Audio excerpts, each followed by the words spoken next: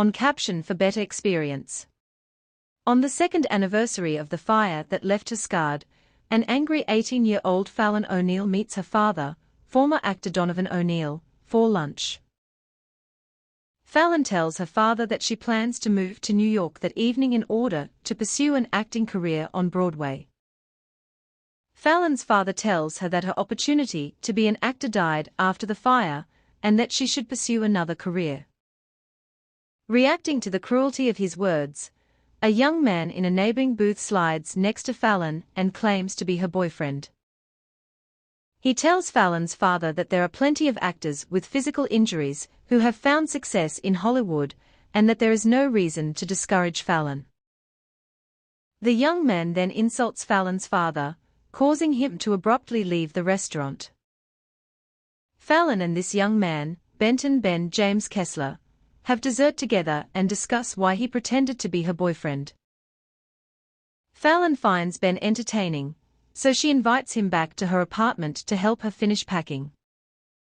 She introduces him to her best friend, Amber, and Amber's boyfriend, Glenn. Fallon and Ben go into her bedroom, and the latter makes a reservation at a fancy restaurant. Ben picks out a dress for Fallon to wear, but she doesn't like that it shows off her scars. He looks at her scars and tells her that she's beautiful. No one has ever told her this before. Ben goes home to get ready for dinner and returns an hour early.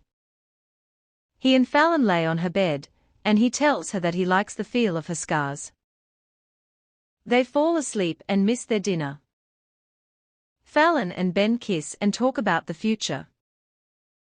Following Fallon's mother's advice about not getting serious about someone until she is 23, they decide to meet at a set restaurant at the same time each year for 5 years.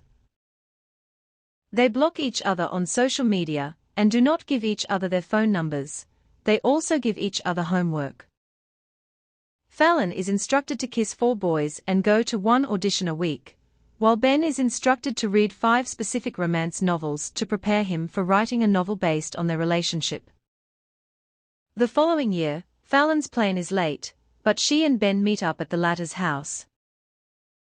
Fallon meets Ben's 2 older brothers, Ian and Kyle, and Jordan, Kyle's fiancé.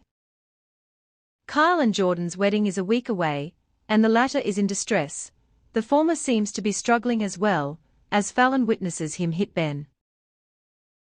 Fallon and Ben end up on the beach.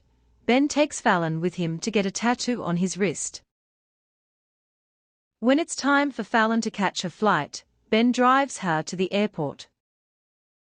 She is surprised when he boards the plane just to give her homework to reconnect with her father. A year later, Fallon is waiting for Ben in New York when he calls the cafe, where she waits and tells her that Kyle was killed in a car accident and he cannot come. She goes to him instead and offers support in his grief. They become intimate and decide to end the experiment to be together. However, when Fallon learns that Jordan will be remaining in the house and needs Ben to help her with her unborn baby, she decides to leave and renews the experiment, breaking Ben's heart. Fallon moves back to Los Angeles and is waiting for Ben at their restaurant, excited to tell him about the move. Ben shows up with his nephew, 10-month-old Oliver, and lets it slip that he and Jordan have become a couple. Fallon is visibly heartbroken and tells Ben that their experiment is over. The next year, Fallon goes out with her friends and a boy she's been seeing in order to forget Ben. However, Ben shows up at the club where the group is. He begs Fallon to come home with him so he can explain his situation to her. She initially refuses, but when things go sour with her date, she agrees. Ben explains that his relationship with Jordan is over. He and Fallon become intimate. Early in the morning, Fallon wakes and is hungry, so she searches for a shirt to wear while she eats. She goes into Ben's closet and finds his manuscript.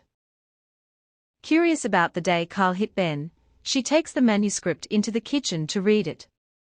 Fallon is shocked when she reads Kyle's claim that Ben started the fire that caused her scars. believing that Ben might have added this twist to make the plot fictional. Fallon flips to the prologue and reads that the death of Ben's mother is somehow connected to the fire. She becomes upset and refuses to listen to Ben when he wakes and tells her there is an explanation. He tries to get her to take the manuscript with her, but she refuses. A year passes, and Fallon has found it impossible to forget Ben. On November 9th, she plans to spend the day alone. However, Ben leaves a copy of his manuscript on her front doorstep. Fallon's mother reads it the next morning and insists that Fallon read it. She does and learns that Ben was only 16 when he found his mother's body after she died by suicide. Believing that Fallon's father, Donovan O'Neill, was responsible for his mother's suicide, Ben went to his house and lit his classic car on fire. He didn't mean for the fire to spread. Ben's confession makes Fallon see the events of that night in a new, non-malicious light. She goes to meet him at the restaurant, and they pledge their love to each other. End of the story.